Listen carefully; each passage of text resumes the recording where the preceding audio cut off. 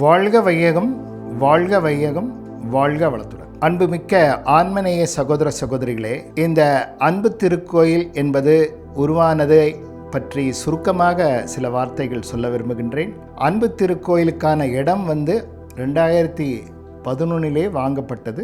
அதற்கு பிறகு கட்டடம் ஒரு 5 ஆண்டுகளுக்கு பிறகு உருவானது. அதாவது 9/6/2016 ஃபஸ்ட்டு பில்டிங் உருவாச்சு. அங்கே தியானம் நடைபெற்றது. வருடந்தோறும் மௌனம் நிறைவு பெற்றது. அங்கே தான் அக்டோபர் 1-2 தேதி நிகழ்ச்சி. சகோதரர்கள் சகோதரிகள் ஆண்கள் பெண்கள் எல்லோரும் வருவாங்க.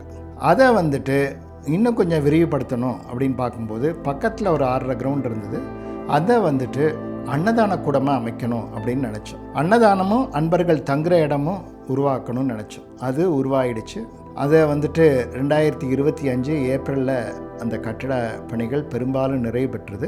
அதற்கு பிறகு அன்னதான கூடத்திற்கு என்ன பேர் வைக்கலாம் அப்படின்னு பார்த்தபோது அன்பர்கள் ஒட்டுமொத்த கருத்தும் தாயாருடைய பேரை வைக்கணும், எனது அம்மாவுடைய பேரை வைக்கணும்னு சொல்லி அவங்க தான் எங்களுக்கு அன்னபூர்ணியாக நாங்கள் நினைக்கிறோம்.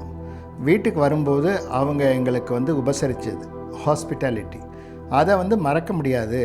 தெரியாத ஒரு பேர் வைக்க வேணாம், இந்த பேரை வைங்கன்னாங்க.